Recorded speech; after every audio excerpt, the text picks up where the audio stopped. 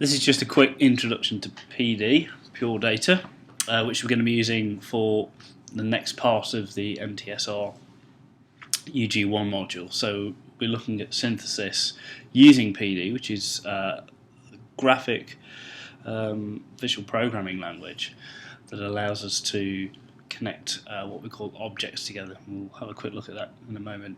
In doing so, we can manipulate sounds and manipulate data and use it to create all sorts of interesting sounds, but also you can do a whole load of other cool things with that, such as creating visuals, connecting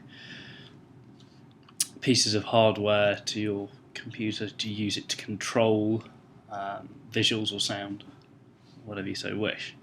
So first of all, we need to get PD, and we need to go to puredata.info and go to the downloads page, and then we'll get a whole load of options for us. So obviously I'm on Mac OS X, so I need to download the Mac OS X version. I'm going to be downloading the 64-bit and so on. That's great. So here's my download.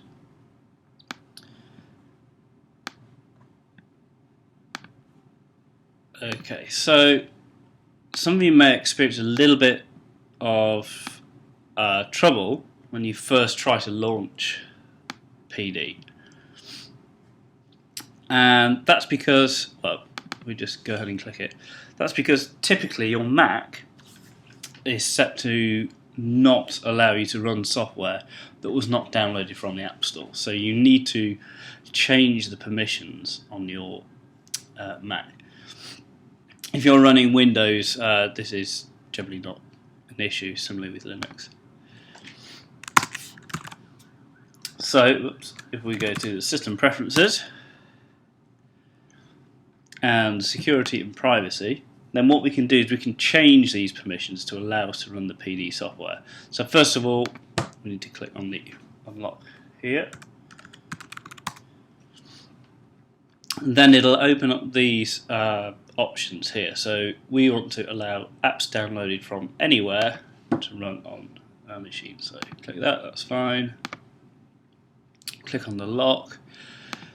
Great. So now when I double click on the software, it'll give us a little bit of a warning, but then we can open it and run it. And all being well, hey presto, we've got PD running. So, as I said, PD is a visual programming language. So why are we actually going to be using this for synthesis? Well, it allows us to get down to the real nitty-gritty of manipulating digital audio,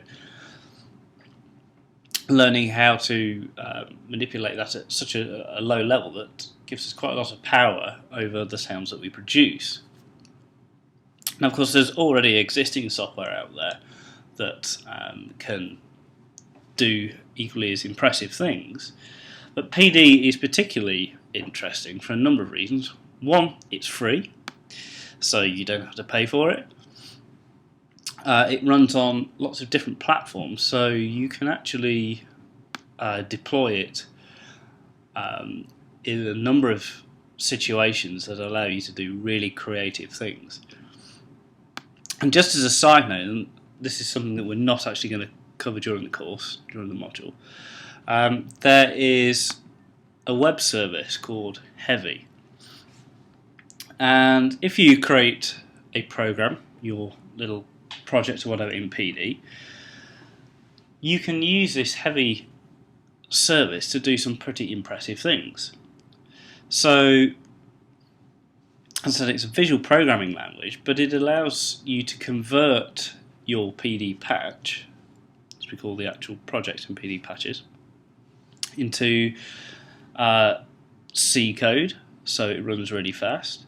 Stuff like Unity code, so Unity being a pretty popular games development engine. So if you're wanting to make computer games and put some kind of interactive audio in that, you can do that. But also, and probably more interestingly, you can convert your PD patches into VSTs. So if you create some kind of synth or some kind of effect using PD, you can create it to a VST and then run that in Ableton Live or whatever. And it's cross-platform as well, so you can compile for Mac, Windows, Linux. So that's a really, really kind of neat little feature, and it's completely free, this service. I'll be posting links to all of these kind of websites on the Moodle forum. But let's get back to the actual PD application and start to kind of set the application up and look at how we operate PD. So first things first, we need to make sure that we've got audio input and output set up correctly. So if we go to the PD menu and then Preferences, Audio Settings, and then get this dialog box appear, and it gives us some options. For some reason my PD audio settings default to Soundflower. I don't want that.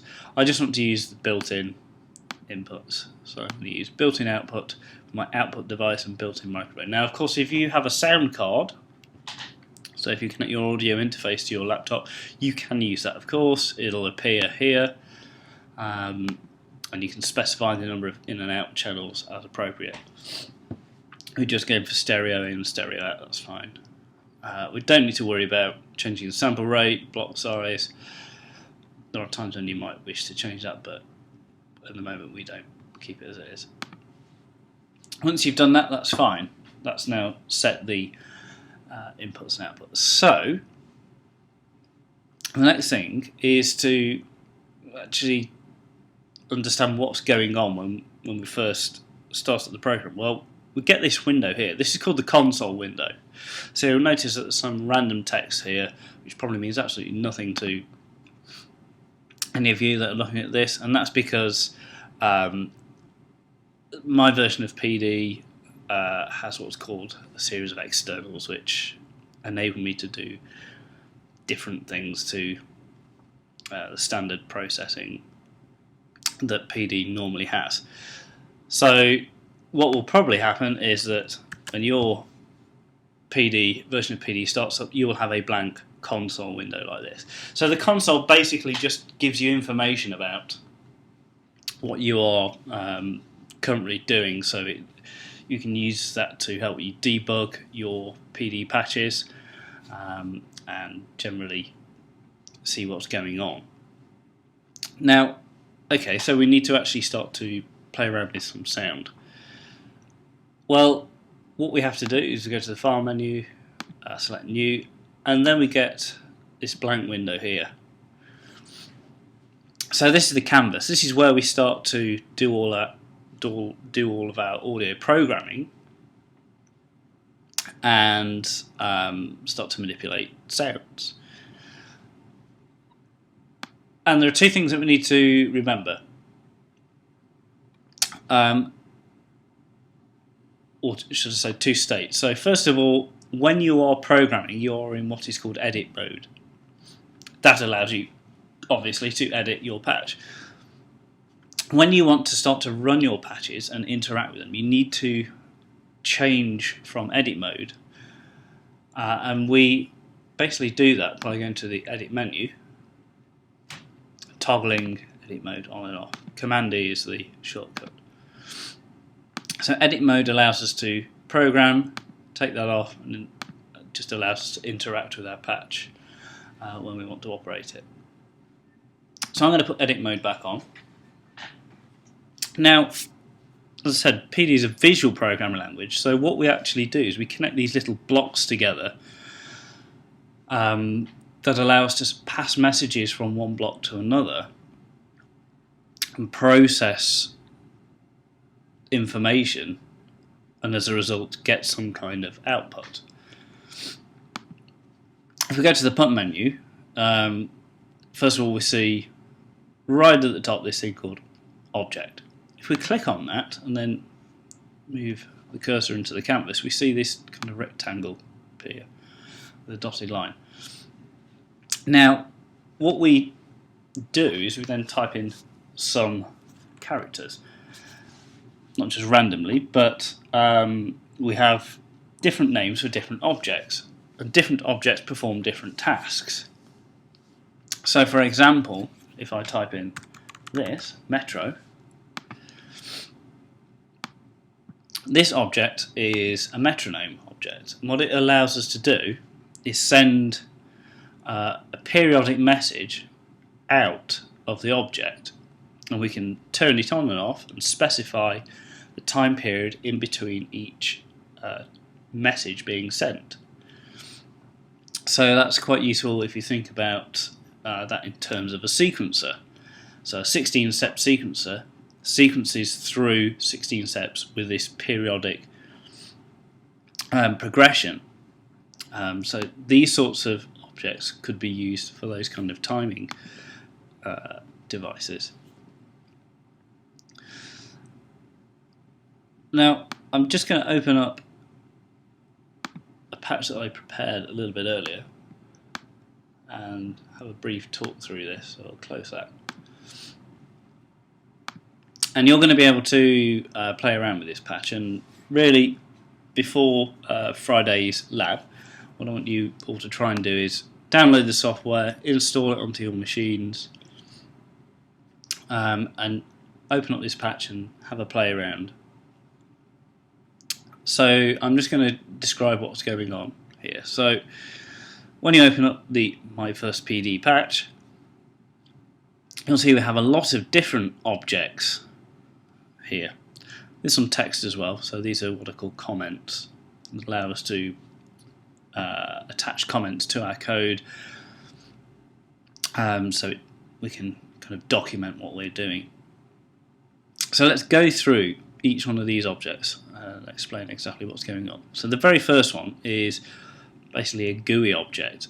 So GUI objects, or graphical user interface, allows us to interact with the patch in a graphical way. So when I move the cursor over this little object and into the circle and click, you'll see it flashes black. Now what this actually does is it sends what's called a bang. Now a bang in PD is a message that tells another object to do something. So when we send a bang to an object, we're saying do whatever it is you do. So if we look at what it's connected to this object called random, and we've got a little number here. This is what we call an argument. And the random object generates random numbers. Now the number 12 basically says that, or tells the random object to generate random integers between 0 and 11. So we're creating a total range of 12 different numbers. So every time I send a bang to random, it'll give me a random number between 0 and 11. Now, you'll notice obviously that there's this line connecting the two, and that's because PD being a visual programming language, what we do is we connect objects together and we pass messages from one object to the next. So we start from the top and work our way down. So when we click on the bang object, what I have actually done, and if I go into edit mode, because I'm not in edit mode here, you'll see that as I move my cursor over the bottom part of the bang, the cursor changes and I can click and drag and I get this patch cord appear, and I can then connect that to an input of some other object. So I'm going to connect it to this one, and what that means then is when I send the bang, when I click on the bang from here, it sends it to the random. Tells random to do whatever it is that you do, and then random also has an output. So we can then send the output to somewhere else. So that then goes from the random to this little object, which is a maths object. So we see the plus, and then we have a 60. And basically what this does is any incoming value, it adds 60 to it. It's really simple. Of course, this could be something like times 60, divide by 60, minus 60, or any number for that instance. So we've told random to generate a random number, we've added 60 to whatever that number is, and then we come on to this object. This is a number box, so these are really useful for helping you to see what's going on. And we can actually see the result of this process of generating a random number and adding 60 to it. So the result is 69. Try again, 65, 66. So we can see obviously that's changing each time. And one of the great things about number boxes is that you can actually click on them and drag numbers up and down, so you can interact with them as well. So that's quite useful for controlling parts of your patch. So post this number box, we've then sent the output of that to the M2F object. So this M2F stands for MIDI to frequency. And what we're doing is we're treating the incoming numbers as MIDI note numbers. And then we're going to convert them to their relative frequency. So you'll see that we have, for example, the number 63 here. It goes through this object, processes it, whatever its relative frequency is for the incoming number, which we're treating as a MIDI number. So, for example, you could connect a MIDI keyboard to this and convert that. And then we connect that to another number box which displays the output of that conversion. So, for example, if I type in 60, we'll see that we get the frequency 261, or the number at least 261.6. And we treat that then as a frequency. So for those of you that know that, then obviously this number here, 60, is the MIDI number for middle C, which is a frequency of 261.6 Hz. Then on to the next stage in the chain, we've connected that number box to this little object, the OSC tilde object. So this is a sine tone oscillator, and it generates a sine tone as a frequency of whatever the incoming message is. So I'm sending this number 261.6 into here, so I'm saying, okay, generate a sine tone at a frequency of 261.6 Hz. And that's fine. So what we will hear then is a frequency of 261 Hz. Now you'll notice there is this little, what we call the tilde object, the squiggly line. Objects in PD that have a tilde produce or process audio. So we can split the little blocks, the objects that we see in PD, into two different categories. We have data, so all of these are data, they're manipulating numbers or characters, symbols in some way, but they don't produce any audio. However, anything with a tilde sign is a signal or an audio object. So these are producing, manipulating, generating audio. So finally, in the chain, we have this object, which the sine tone oscillator is connected to, the DAC tilde. So once again, the tilde is an audio signal object. DAC, digital analog converter, and this allows us then to send whatever sounds we have been creating or manipulating out of our loudspeakers. And we've got two little tabs here which we're connecting the output of the OSC tilde to, and these represent the left and the right hand speakers on my laptop. So at the moment we can't actually hear anything, so every time I click on the bang and try to get a different number, we'll generate a different number, convert that to a frequency. I'm not hearing anything. That's because there's one final stage in this, and that is I need to turn on DSP, digital signal processing. So that basically allows us to mute sound production in PD, which is rather useful. So in order to turn that on, I simply go back to the console menu, and you'll see a little checkbox here. Click on this and just turn the volume down, and I can produce a nice sine tone. So every time I now click on the bang, generate a random number. So I'm going to turn that off. So we're just going to finish there as far as this PD patch is concerned. So if you can see if you can try to load this up, have a bit of a play around, why not try and change some of the numbers here that you can see and see what happens. So instead of adding 60, you might be adding 100. Instead of random 12, it could be random 24.